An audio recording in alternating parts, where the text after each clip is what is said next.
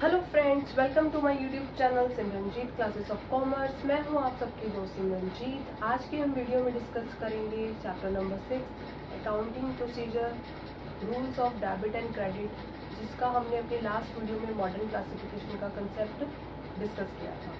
आज हम उसके एक एग्जाम्पल लेंगे, उसके एक इलस्ट्रेशन सॉल्व करेंगे ताकि हमें पता लगे कि हमारे जितने भी ट्रांजेक्शन्स हैं उसका क्या इफेक्ट हो रहा है, उसका नेचर क्या है। ये सब आज की वीडियो में हम डिस्कस करेंगे। वीडियो स्टार्ट करने से पहले अगर आपको मेरी वीडियो अच्छी लगे तो इसे लाइक करना, सब्सक्राइब करना, शेयर करना और बेल आइकन को प्रेस करना बिल्कुल मत भूलना। तो चलिए आज की वीडियो हम शुरू करते हैं। आज की वीडियो में हम डिस्कस करेंगे इलस्ट्रेशन नंबर 6। तो चलिए, analysis the following transaction, state the nature of account and state which account will be debited and which account will be credited. सबसे पहले तो हमें अपनी ट्रांजेक्शन का नेचर बताना है, इट मीन्स वो एसेट्स है या लायबिलिटी है, और फिर उसका इफेक्ट बताना है कि वो डेबिट हो रही है या क्रेडिट हो रही है। तो चलिए शुरू करते हैं। एनालिसिस ऑफ ट्रांजैक्शन, सबसे पहले फॉर्मेट ऊपर लिखा जाएगा एनालिसिस ऑफ ट्रांजैक्शन। इस बेस का क्वेश्चन एग्जाम में आता तो नहीं है, लेकिन ये है कि इससे हमारा जो अगले आने वाले चैप्टर्स हैं उनका बेस बन जाता है, मतलब हमारा जर्नल का बेस बन जाता है।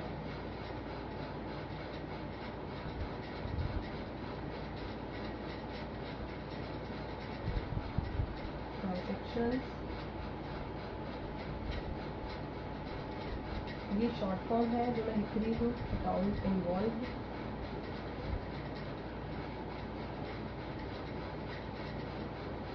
नेचर ऑफ अकाउंट, मैं आपको जस्ट एग्जांपल लेके समझाती हूँ। हाउ इफेक्टेड मतलब माइनस होगा या प्लस होगा, जो भी। डेबिट दिया या क्रेडिट, उनकी एप्लीकेशन के अकॉर्डिंग सीआर।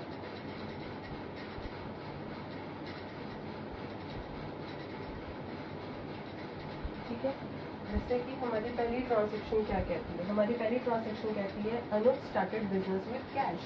अनुज ने बिजनेस स्टार्ट किया है कैश में। अनुज स्टार्टेड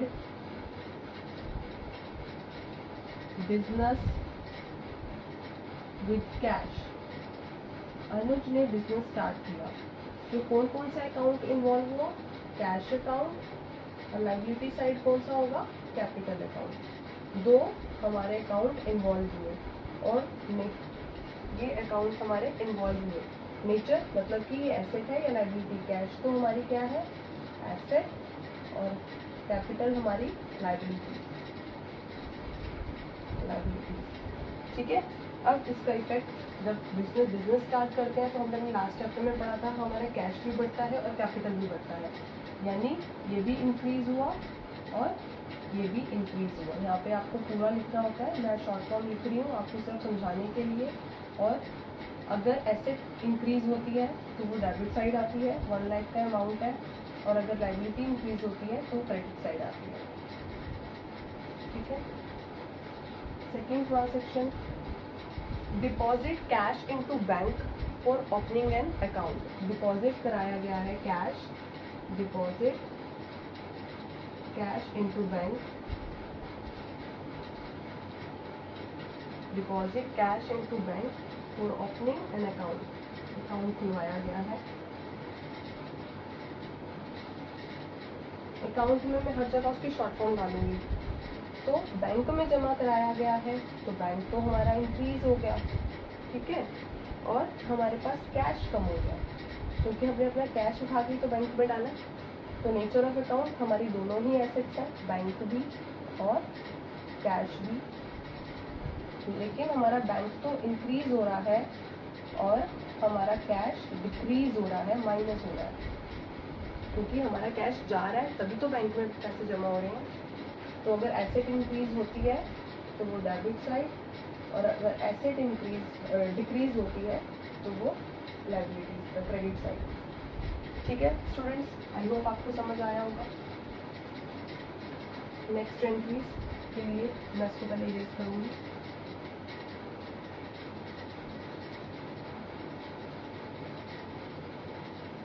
अगर आप इन एंट्रीज को अच्छी तरह समझ लोगे दोस्तों तो आपको आगे कोई भी प्रॉब्लम नहीं होगी किसी भी चैप्टर में, क्योंकि आगे आने वाले सभी चैप्टर्स इसी पर बेस्ड है। बस आपका ये बेस था जो आपको जनरल करना आना चाहिए कि क्या एसेट क्या हो रही है, लायबिलिटी क्या हो रही है, डेबिट हो रही है, क्रेडिट हो रही है, इंक्रीज होगी तो क्या फ़र्क पड़ेगा, डिक्रीज होगी तो क्या फ़र्क पड़ेगा, ये सब जानना ज़रूरी है। थर्ड ट्रांजेक्शन कह रहा है withdraw cash for personal use. Cash निकाला गया है, withdraw cash for personal use, अपने पर्सनल यूज के लिए कैश निकाला गया है। देखो कैश निकाला गया है तो यानी कि एक तो हमारी ड्राइंग्स हो गई, ड्राइंग्स अकाउंट, और दूसरा कैश तो कम हो गया, कैश अकाउंट।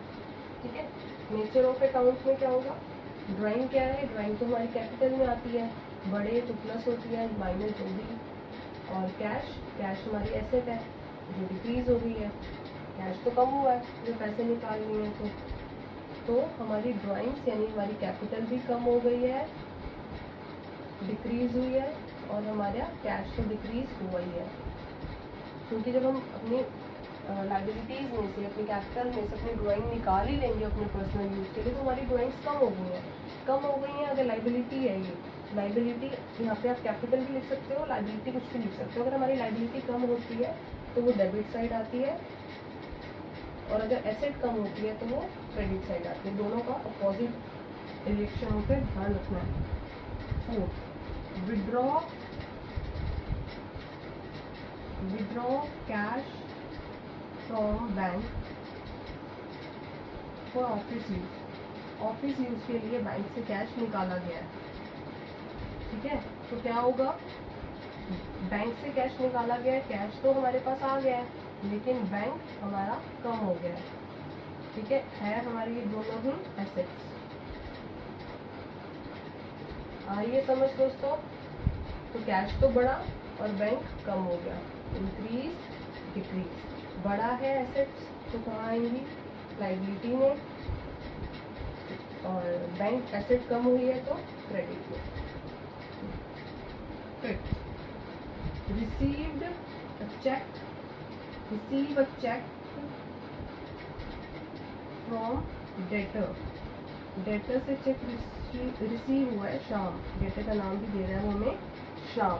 डेटर्स होती हैं हमारी एसेट्स, हमें चेक रिसीव हुआ है, यहाँ पे चेक रिसीव हुआ है। आप यहाँ पे कैश भी लिख सकते हो या फिर चेक लिख के यहाँ पे आप बैंक भी लिख सकते हो, क्योंकि बैंक के थ्रू ही आ रहा है कुछ भी, चेक के तो बैंक के थ्रू ही आएगा। शाम जो हमारा डेटर था वो कम हो गया क्योंकि उसने हमें पैसे दे दिए। ठीक है, तो ये भी एसेट है हमारी और ये भी एसेट है। हमारा बैंक तो बढ़ गया है, इंक्रीज हुआ है, लेकिन हमारा शाम जो हमारा डेटर था वो कम हो गया क्योंकि इसने हमें पैसे दे दिए। बढ़ेगी एंट्री, एसेट प्लस होगी तो डेबिट साइड, माइनस होगी तो लाइबिलिटी साइड। आया समझ? नेक्स्ट,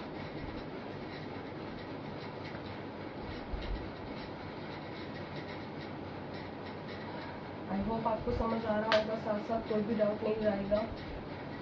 अगर इसके बावजूद भी कोई डाउट रहे तो आप मुझे कमेंट बॉक्स में लिख के कमेंट ज़रूर करना, मैं आपके डाउट्स को क्लियर करूँगी। जितनी मदद होएगी मैं आपकी करूँगी स्टूडेंट्स, क्योंकि मैं नहीं चाहती कि आप कहीं से भी अपना कोई भी मार्क्स कम करें। जितना हो सके ज़्यादा से ज़्यादा हाई स्कोर गेन करो, मेहनत करो। Transaction number 6, deposit Shyam to cheque next day. Deposit करा है, डिपॉजिट शाम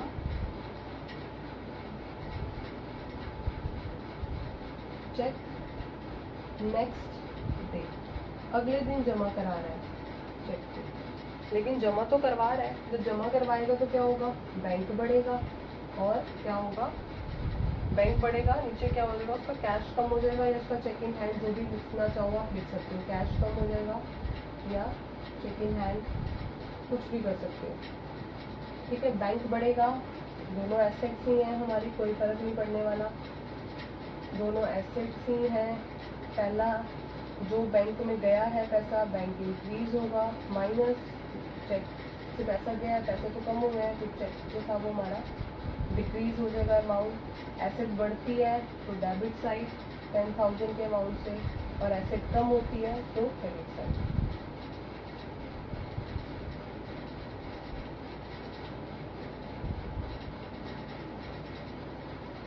आई होप आपको यहाँ तक समझ आया होगा।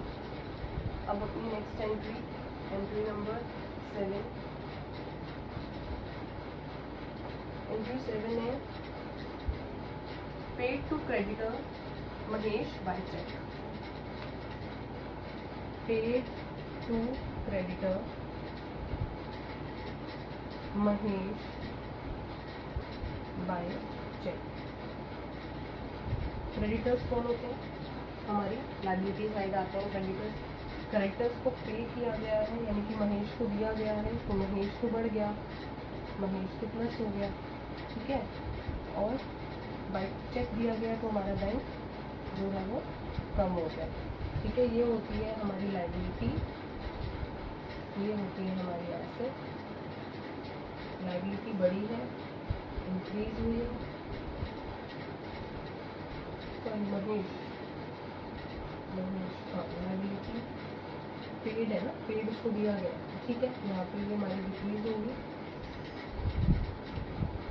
और बैंक भी हमारा डिक्रीज होगा, क्योंकि अगर हमारी लायबिलिटी डिक्रीज होती है तभी डेबिट साइड आती है।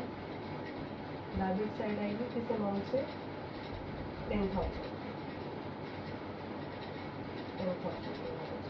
वेट, ठीक है। Paid to creditor Mahesh by cheque, ठीक है। डिक्रीज हुआ 10,000 और 10,000। यहाँ पे छोटी सी मिस्टेक है, इनका अमाउंट ये 5,000 है। आप चाहे 5,000 ले लो, चाहे 10,000 ले लो, कुछ भी ले लो, क्योंकि फर्क नहीं पड़ रहा। मैं आपको जस्ट एक एग्जाम्पल दे दूँ, तो एग्जाम्पल में अगर मैं अमाउंट ऊपर नीचे भी करूँ तो इससे कोई फर्क नहीं पड़ता। मैं सिर्फ आपको समझाने की कोशिश कर रही हूँ कि इसका इफेक्ट क्या होगा, वो डेबिट होगा या क्रेडिट होगा, जस्ट इतना ही।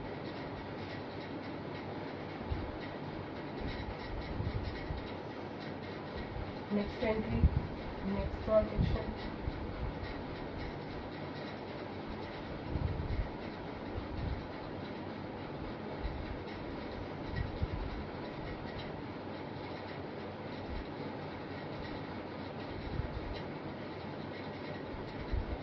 Transaction number 8। Paid salary to staff, staff को सैलरी दी गई है। पेड सैलरी टू स्टाफ, देखिए स्टाफ को सैलरी दी गई है तो सैलरी तो हमारी इंक्रीज हो गई, लेकिन कैश हमारा डिक्रीज हो गया। और सैलरी है, सैलरी क्या है? हमारे एक्सपेंसेस, ठीक है। और कैश तो ऐसे क्या, सैलरी बढ़ी है, इंक्रीज हुई है, और कैश हमारा डिक्रीज हुआ है। एक्सपेंसेस कहाँ आते हैं हमारे सारे? एसेट साइड ही। एसेट इंक्रीज होगी तो कहाँ आएगी? डेबिट साइड, और एसेट डिक्रीज होगी तो credit side. 9th entry, paid rent by cheque. Paid rent by cheque, rent paid किया गया है चेक के थ्रू, तो रेंट तो पेड किया गया है, रेंट तो प्लस हो गया, और चेक यानी कि बैंक के थ्रू तो माइनस हो गया। रेंट क्या है? ये भी हमारे एक्सपेंसेस है, ये बैंक हमारी एसेट है। एक्सपेंसेस हमारे इंक्रीज हो रहे हैं, एसेट हमारी डिक्रीज हो रही है, ठीक है। एसेट बढ़ती है तो डेबिट साइड, एसेट बढ़ती है तो credit side. Entry number 10, last entry है क्वेश्चन की। Paid interest on loan, paid interest on loan, loan पे किया गया, इंटरेस्ट पे किया गया, तो इंटरेस्ट तो पे किया गया, इंटरेस्ट तो हमारा प्लस हो गया, और कैश कैश हमारा कम हो गया। अब इंटरेस्ट ऑन लोन क्या है? ये भी तो हमारे एक्सपेंसेस ही हैं, हमारे खर्चे में जो हम अपने जो लोन लिया था उस पर इंटरेस्ट पे कर रहे हैं, और कैश हमारा कम हो गया, कैश हमारी एसेट है। वही सेम एंट्री है, एक्सपेंसेस बढ़ते हैं, बड़े हैं, एसेट डिक्रीज हुई है किस अमाउंट से 5000। एसेट बढ़ती है तो डेबिट साइड, घटती है तो credit side. Students, I hope आपको समझ आ गया होगा कि एसेट और लायबिलिटी का क्या इफेक्ट होता है। दोबारा क्लियर कर रही हूँ, अगर एसेट हमारी बढ़ेगी तो वो डेबिट साइड आएगी, घटेगी तो क्रेडिट साइड आएगी। अगर लायबिलिटी हमारी घटेगी तो वो डेबिट साइड आएगी, ठीक है, और अगर बढ़ेगी तो क्रेडिट साइड आएगी। ये था इन ट्रांजेक्शन का इफेक्ट। आई होप आपको समझ आ गया होगा। अब आपको कोई भी डाउट नहीं रहेगा। नेक्स्ट चैप्टर हम जो 7 चैप्टर है हमारा, नेक्स्ट वीडियो में अब हम वो डिस्कस करेंगे, जिसमें source, documents and preparation of vouchers. इसमें आपको मैं वाउचर्स बनाना सिखाऊंगी, ठीक है। तो चलो मिलते हैं अपनी नेक्स्ट वीडियो में। आप हाई स्कोर गेन करना चाहते हैं तो मेरी वीडियोस को लगातार देखते जाइए। मैं जितना हो सकता है उतना ईजीएस्ट वे में आपको समझाऊंगी, ताकि आपको कोई भी डाउट ना रहे। तब तक के लिए बाय बाय, मिलते हैं अपनी नेक्स्ट वीडियो में वाउचर्स के साथ। Bye bye.